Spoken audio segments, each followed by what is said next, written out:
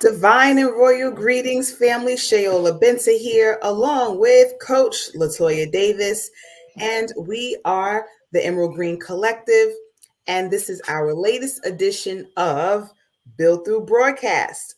So today's topic is reading, and it funds your mental, right? Uh, they say leaders are readers.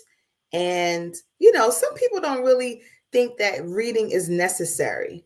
Um, I'm not one of those people. I definitely think that reading helps to, again, enhance the mental faculties. And today we're just going to be talking about some or the books that we're reading. Well, we picked one. We find ourselves reading more than one book at a time, or, just taking our time to read, what interests us. So we're going to go ahead and get right into it, and we'll start off with Coach Latoya. Look, Coach Latoya, what book have you decided to share with us today, and why? Why? Yes, so I chose The Awakened Family by Shafali Tasselberry. I'm not sure if I pronounced her last name right, but Dr. Shafali, that's what she's called Mhm. on, that's what she calls herself. And I really love this book. It's How to Raise Empowered, Resilient, and Conscious Children. Mm. And she has the first book was recommended to me by her, was The Conscious Parent, and she has other ones, and I chose to read this one too. And what I love, why I chose this book, is because a lot of times when it comes to parenting, we think it's about the children, and it's really about us as the parents. And Mm. she calls children the awakeners because they awaken things within us that maybe need to be healed, or maybe sometimes they show us where we've grown too.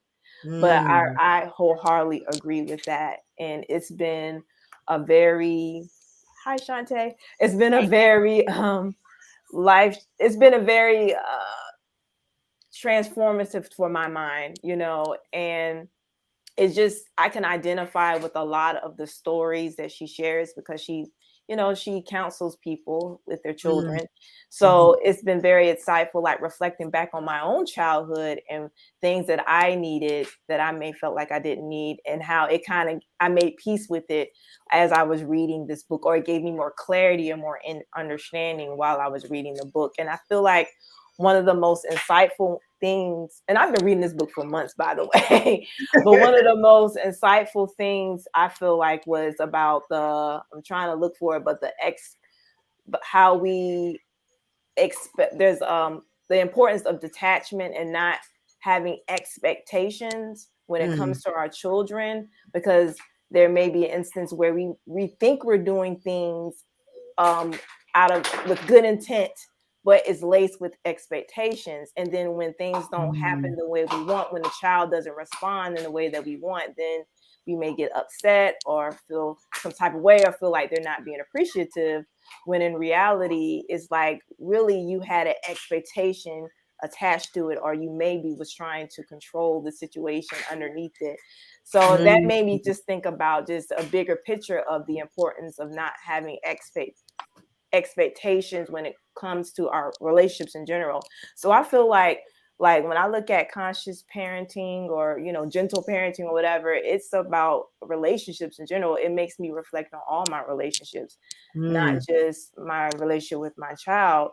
And it's really about me and how I respond to things. And also it's like, it's a big thing about not, your child is a whole individual, and you have to be mindful of not allowing your ego to whenever they do something, not make it seem like it's about you, like make it a big deal. Right. I mean, that's a big Right. one. I think that's the big one. And just allowing children the space to be their true divine selves, and so that they feel comfortable to share things with you and to feel all range of emotions. So it's a very, I love her books, and I love other authors that have the conscious parenting books. But this one was this has been very powerful for me, and I just love to have affirmations at the end of each chapter. I do love that. As a matter of fact, I did open it to the expectation one,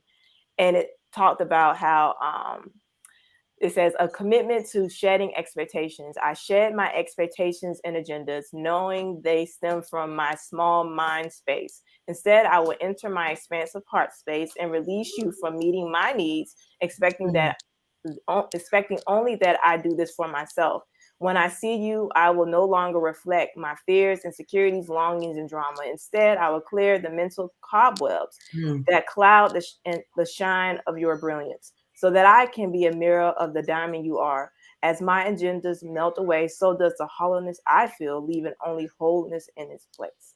So that's if I would end it with that. But yeah, this is very empowering, and I feel like I am breaking a lot of I guess paradigms or things that don't serve, I remember from my own upbringing, just, appreciating what was, but also releasing so that my child can be a true free Black child. You know what I'm saying? Just that's what I feel like I'm raising right now, and I see it, so I'm very grateful for her, and just in her all her essence, she's very courageous, very just very different from what I was. I can say I had to work through that, but that's part of my life path. I had to go through whatever I had to go through to be where I am, so that she can be who she is. So yeah, but that's pretty much it for that. But I have a lot of books. I'm a book nerd.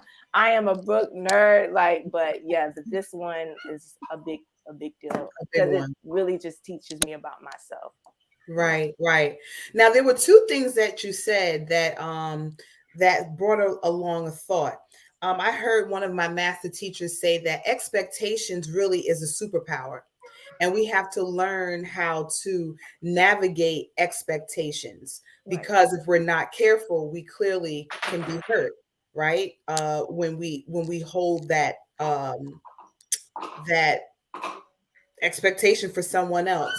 And then something else came to me when you said, the child is their own, they're their whole person, right? And that brought up parents, right? And I heard something years ago when someone said, parents are a pair that rents, right? So the soul that comes in, you have agreed to take care of it while it's here on earth, but you're renting. They're not yours to keep and hold on to, and you got to do this type of thing, because again, they come with their own destiny, their own walk, their own everything. So yes, it's like that. She just came through me. It's like a vessel. I was the vessel she came through, but she told me very early on that this is her life. I was very understanding when she came into the earth realm that this is her life. Right. And I'm just here to support her and hold space for her and guide her. That's the biggest thing. Yeah. Right. Well, that's truly amazing. And I just love the fact that because you are very calm natured, and she's a live one. She is, I'm gonna speak my piece, I'm gonna do what I need to do, and you just gonna have to get with it or not. Yeah. And your point about the expectations, yes, it's important to have those expectations. I believe that, but when it comes to people, right, I guess the biggest thing is not. That's the That's the game changer for sure. For sure. Well, thank you for sharing that book. If you don't mind, can you put the book title and the author in the comments? Okay. That would be awesome. Coach Shantae on the scene. Greetings, beautiful. So what book have you brought to the platform today? What are you reading, and why? And how has it impacted you? So I came to the scene late, but I want to shout out us first and foremost, if we haven't already, because we finished this book. Ding ding ding ding ding ding. We did experience. Walking with you all, the Emerald Green Collective. And of course, why did we read this book? Because we wanted to dive deeper into the work and the outtakes that I received just from hearing other people's perspectives and other people's life experiences and reading this out loud and it bringing up so many different thoughts, feelings, and emotions. Absolutely amazing. So this is definitely highly recommended for a book club book. If anybody out there has a book club and they're trying to figure out what to read next, City of Wealth is a great option. So that's the first one. The second one, this was more like a leisure reading. These are two books I've just recently finished that I decided to bring today. This one right here, Harry Jones Silver Sparrow. Book was really what's that about? okay. So I'm not gonna give too much away, but essentially it is about two sisters. But one sister does not know that she has a sister. She thinks that she's an only child because her father has two wives. And this is like back when Atlanta was considered like a small town. And it goes through the sisters' lives and journeys and what happened when they find out about each other, and just the whole experience is just, it took me on a journey of understanding the psychology of other people, because there's a lot of like hurt. Those types of stories are very common, you know. Had like two families in the same city. I don't know how he did that. And one family was a secret family, and the other family was the family that everybody knew about. And it just, that dive into the mindset of the secret family and the main family, it was just like, wow. But it brought to mind that there's a generation out there that has deep, unhealed trauma that just stems from not belonging and, you know, all the other effects that come along with being the secret family. But it was really, really, really out. So those that have been read. And I love that LaToya, her book was The Awakened Family, because I brought was The Conscious Parent. And a lot of the same reasons. And first and foremost, thank you again for the book recommendations, because the Conscious Parent, I'm taking my time reading this. This came to me at a time where I was like, I don't really want to parent my son the way that,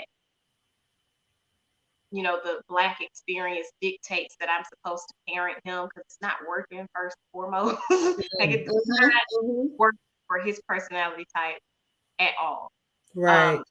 I just noticed that he takes certain things really, really hard. Like, his emotional state is greatly impacted by things that I would consider like simple, or things that wouldn't bother me at all. Even when I was a child, but certain things wouldn't bother me at all. But he is just heartbroken and devastated. He feels attacked. He doesn't feel loved, and he's all of these different emotions swirling around because for him, you know, he can't play the game because he didn't clean his room. And, you know, I'm like, okay, now wait a minute. That shouldn't elicit this type of response. So this brought about a lot of really helpful tips and tidbits. And the day that I got it in the mail, I opened it up, and the first thing that stood out to me, or excuse me, the first page that I turned to was chapter 2. And chapter 2 is titled, if I can get to the page, The Spiritual Reason We Birth Our Children. And I was standing on my porch, and I just ripped the package and opened it, and I was all excited. And I started reading it while I was standing on the porch, and I highlighted a bunch of stuff. So a couple of the takeaways, to shift to a more effective way of relating to our children, we must be willing to face and resolve issues in ourselves that stem from the way we were parented. And then the next thing I highlighted says, Only to the degree we as parents are attuned to our own being will we know how to help our children attune themselves to their unique essence. Mhm. And I was like, wow. And then a hummingbird flew up in my face, and I had to come on in the house real quick, like. But this book, when I started reading from the very beginning, it just everything that I wanted to be as a parent is what the conscious parent talks about. Mm. And it was so divinely aligned because I was just really searching for that specifically. Like as I've talked about before, I'm my child's only living parent. It's Mm. just me and him. Dad passed in 2020, right before the pandemic. So every decision that I make, everything that I do, all the ways that I do it, has to be about fostering and maintaining that connection, so that as he goes through life, he knows that he has somebody that has his back, and he comes and talks to them about things, and we can navigate what we need to navigate together, as opposed to him with no experience in life at all because he's a child, having to navigate the world on his own, talking to people his age who also don't know anything, give him insights and advice, or possibly potentially give him insights and advice about subjects and steer him in the complete wrong direction, or have his mind all just in the wrong direction about certain things. So this book has really given me a lot of actionable tools thus far with connecting with him and maintaining that connection. And it's becoming easier and easier to not dive right into being angry about things, or to, release, like Latoya said, the expectation that he does things a certain way, and just look at him as a complete person and say, I would not have done it like that, but you go right ahead and do what you do it your way. Even if I have to walk out and let him just do it his way and finish how he's gonna Mhm. do it, and take some deep breaths and come back and be like, oh, okay, good job on that. Mhm.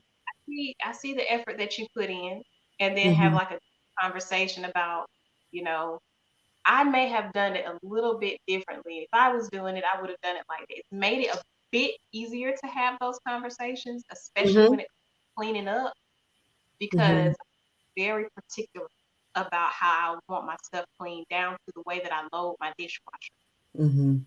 Stuff in there this this way, just this way, because we have to Mhm. fit all the stuff in there. You got to put the cups in here, and then you put the bowls, and you only skip this many little tongs in there. And you got to, because everything needs to fit. I'm very particular about those things. Mhm.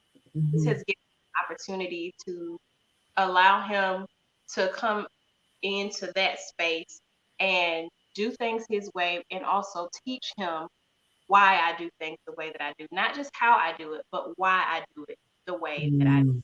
Mm. So Mm. that's Mhm. this book, which is absolutely amazing. And the last book that I want to share is this one. Because, baby, let me tell you, I love Miss Tabitha Brown. Okay. Mhm. I do. I cannot, I have been bitten by the Tabitha love bug. But this book right here, this is a very, very good book. It's not just an autobiography, it really is a personal development book. And she Mm. talked about, of course, her life and her experiences. But she talked about in one section how she has a vision and a goal for her life. And in order for her to reach that goal, there were certain things that she needed to do. But she felt so much guilt about stepping out and, leaving the house for that one night a week to attend a certain class to hone and sharpen her skills. And the Mhm. journey had to go on internally to say, my husband and children will be all right. It's one night a week. I do everything else around the house that I feel that I need to do as a mother and a wife. This is something that's going to catapult me to the next level. And even if they don't understand it right now, they'll get it later on. She Right. made that decision to step on out and pursue her career, and we see the Mhm. results and what came of that now. But I love this book. I'm Mhm. enjoying the journey. Like, there is so much in here, and I can't really go back and tell you what it is because this book I was excited about reading, and I usually get to have my highlighter or pen with me while I'm reading, so I can highlight the tips and tidbits. But I'll be sitting there reading like, "Ooh, you girl, you better say that," because it just is one of those books that is so relatable and it's so down to earth. It's real, so it's. I highly recommend it. If you have not gotten it already, definitely get your.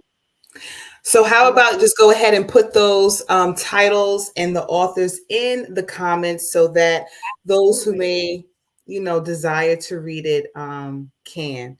So we definitely give thanks for those books. The first one that you brought up, it brought back some memories of a conversation, right? That was had. And when we talk about like, oh, I didn't know that I had a sister or brother out there in the world, Papa might have been a Rolling Stone or Mama, who knows? But it reminds me of why. Why do we do that? Why is it that there has to be secret families? Why is it that there has to be cheating, all the things, and I know that may be a conversation for a different day. Maybe we'll go deeper into that another time, but I just think about all of the bonus or the secret families out there in the world, and it's just like, why does it have to be that way? Does anyone have any feedback as it relates to why do people feel the need to cheat or have extra families? Why hide them? You know what? I was listening to a YouTube video, and the person it was very insightful what the person shared. They were like, "Why do people like why is this concept of cheating? It's like clearly somebody is not being true to themselves. Either you're going to be in have like a multiple relationships and be open about it, or not, so why not be true to who you are? Why are you hiding this, and being honest about it? You know what I'm saying? So I thought that was very interesting. It was like, it's not, don't blame yourself if you are being cheated on, but it's more so about that other person and their own insecurities and them not living in their truth. It's like, if you want to be out and have multiple people, go ahead, but you got to be open about it.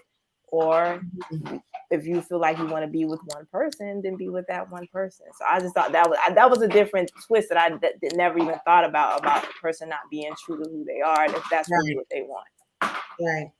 I love that. I think it is a matter of not being true to who you are and just the devastation that can bring about. I was my family's secret for a good little while, and it's just like you go through a thing.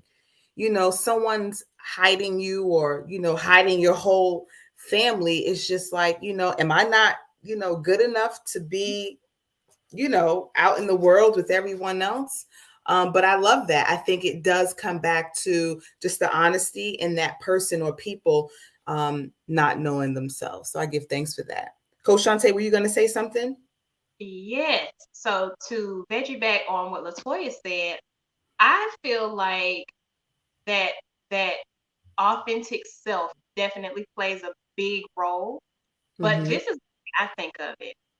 When you enter into a marriage or relationship, you've gone through certain experience with this. They know you in a specific way as a specific person, your habits, your patterns, all of those things. They know you in. Some people, because they are not fully aware of themselves or they don't accept their full authentic self, they want to create an exchange or an outlet where they can be somebody totally different. And in their journey, create an avatar in the world of who they want to be, they may go and create entire new relationships, entire new families, because they want to be seen as this specific person. And because the new person doesn't know all their history, doesn't know all their quirks, doesn't know certain things about them, they're able to present themselves as this whatever version of themselves that they want to exist in the world. And that creates an entirely different set of issues. And it's really odd that that's the psychology of certain people. Like they feel like they can't fully be themselves, so they have to, you know, to destroy essentially other people's lives in order Mm-hmm. for them to be fulfilled or happy or whatever the case may be. And it's Mm-hmm. really dangerous. It It's is really dangerous. dangerous Mm-hmm. because you don't know the reaction that the current spouse may have towards you, the reaction the new person may have towards you and the family that you already have. There's a thin line between love and hate. Should teach us Ain't that all the a very truth? lesson. Yeah. Um, Yeah. he could have got taken up out of here because Mm-hmm. of the decision that he made playing with another person's emotion, and that's not safe at all. Like, Those crimes of passion are real. whew, listen, Mhm. Snap is an actual series. It's Look, I not couldn't just even watch it no more. I it said, came Lord, out. That's a this is series. something else. Yeah, Mhm. yeah, yeah. But I really when it comes down to it, I think it really is just about self-awareness and how honest you are willing to be with yourself and your partners and your mates, um, which that's a whole, like I said, a whole Right. That's because that yeah, just made me think about something else. Like, and that's why it's so important for people to be their true, authentic self when they're meeting people and right. getting Yeah. to know them in the beginning stages. Because people come with their representative, and For that's why six it's months, they also say the yes, six and it's months also the important to representative stays around. yeah to Mhm. get to know people. It's important to really get to know people and not rush, because there's that other side of it where somebody may accuse you of you're not allowed me to be myself, but you that person probably wasn't being their true self, so that's the person just viewing them from that expectation of what they showed themselves to be. So Right. it's so many layers to that. So many This layers. is So many. yeah. We'll have a conversation on that. We will for Right. sure. We will for sure. All right. Well, my book, I actually have a few, but I pulled the one because I thought it was something that we probably don't talk often about. But this book is called Your Rank Advancement Blueprint: How to Rank Advance, Avoid Burnout, and Never Run Out of Contacts by Rob Sperry. And also in one of his Facebook groups, which I find to be very helpful. So why this book? I am in the business of network marketing, and I understand a network marketer or a networker to be someone that adds value to the life of another. And that may not always be an easy thing to do because some people may feel like, well, I don't need that value. But one of the things that really caught my attention in this book are the 5 unbreakables. And he basically says, and we've heard it and we hear different people say it, but of course, you might need to hear something a couple of times before it's like, oh, I get it now. But those 5 things that you commit yourself to doing every single day to help you not even so much rank advance in a business organization or what have you, but to rank advance in your life, right? So just learning to do the basics better. So this little portion here, it maybe talks a little bit about what we've been saying all along. This subchapter is called shape shifting. The best advice I can give people in this phase is don't be a shapeshifter. Think about the movies that have shifters in it. A shapeshifter can become any person or object they want to be. They usually end up shifting into whatever thing is going to make it least uncomfortable in that moment. If you need something, they shift. Shapeshifters can shapeshifters spend their entire lives shifting themselves to get what they want. So I'm just going to pause here because it is a a little lengthy for this segment, but I think of shape shifting in a few ways. I'm not thinking so much in a spiritual sense, but this sounds like someone that does not know who they are, or someone that may be a master manipulator, right? So they're able to move in and out of environments, but maybe not in an authentic way, right? So one more thing, he says that there's a difference between progressing and shape shifting. I am definitely not a person that I was 3, 10, or even 20 years ago. You want to be progressing and becoming a different version of yourself always. But the key is to stay true to yourself. Don't become a shapeshifter that becomes unrecognizable to your own self. Don't become something entirely different for the wrong reasons. And I love that.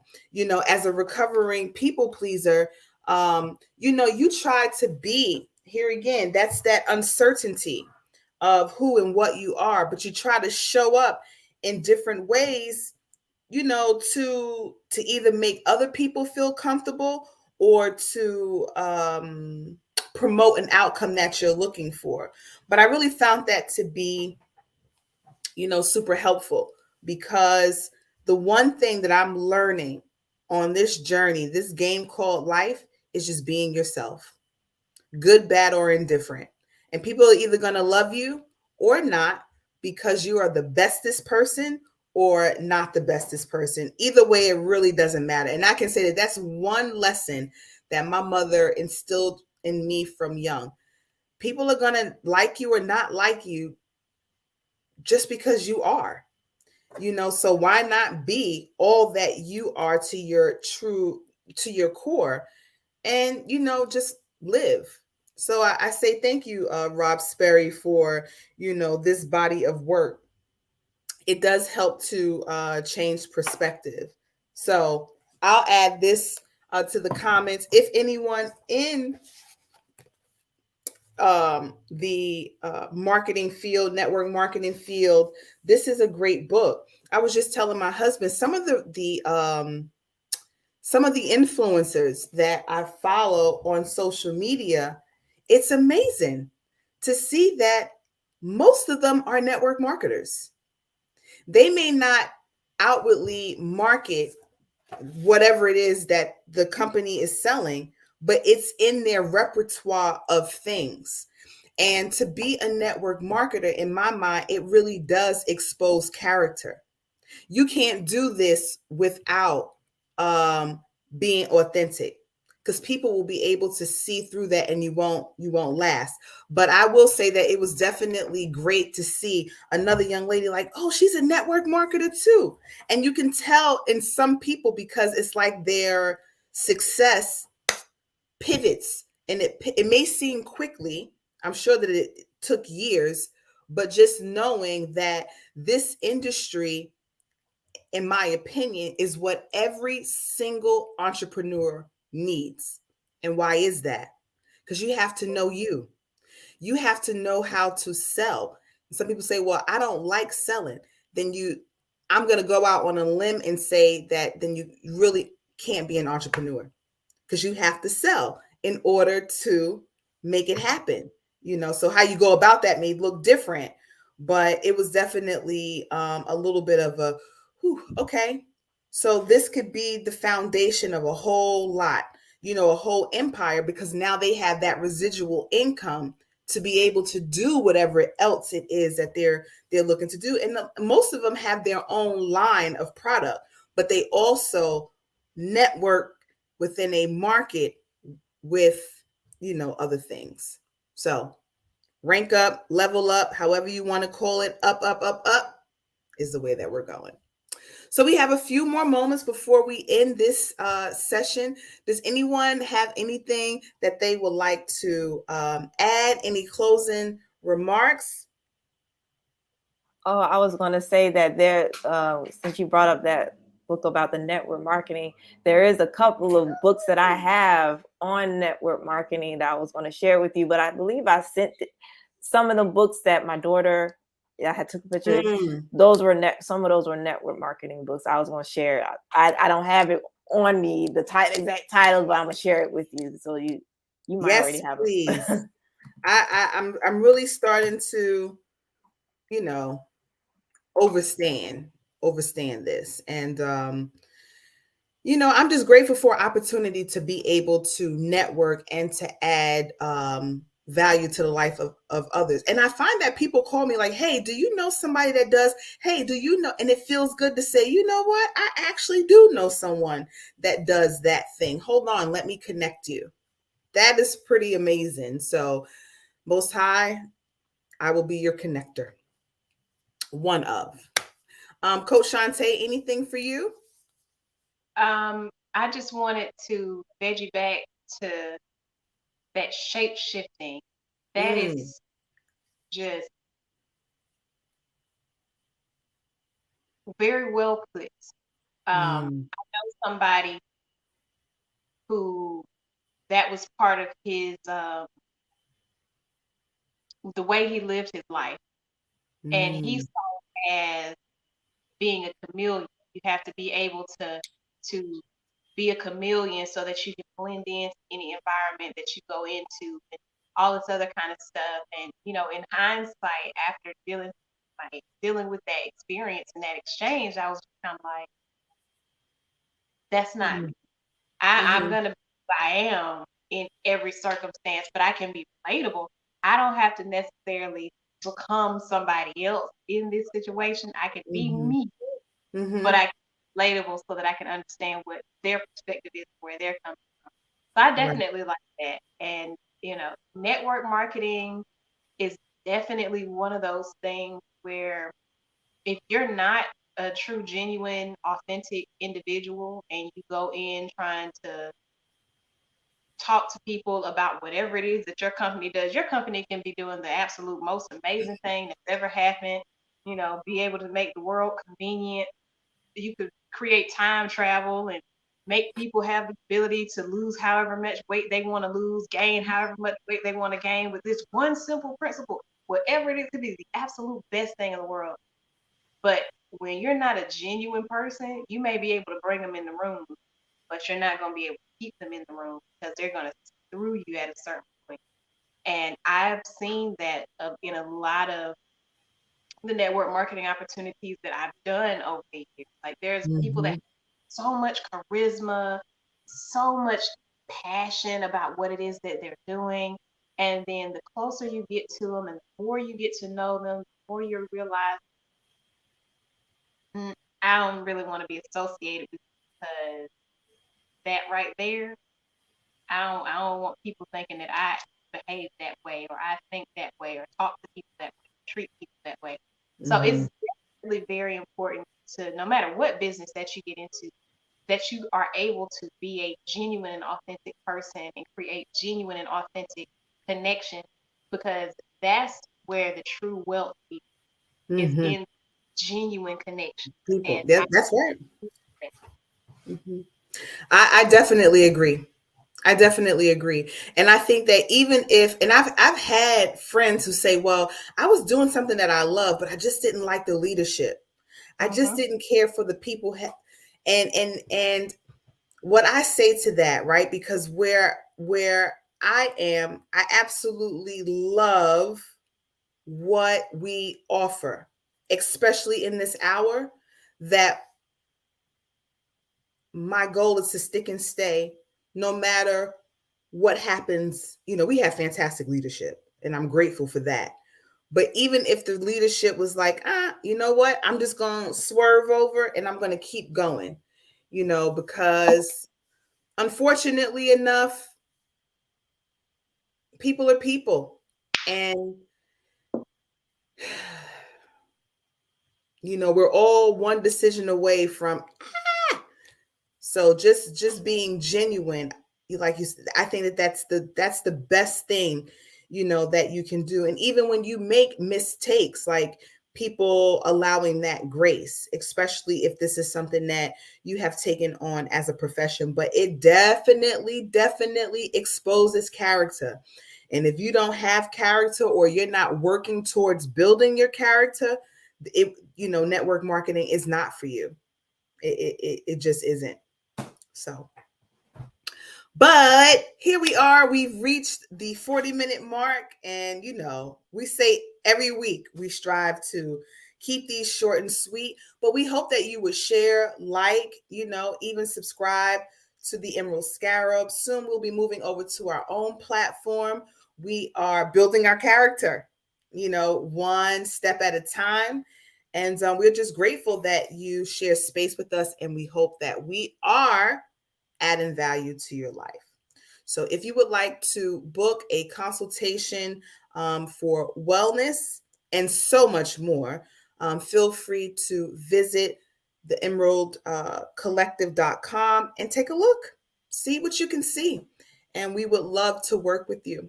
So until next time, we say peace, light, and wholeness. Peace.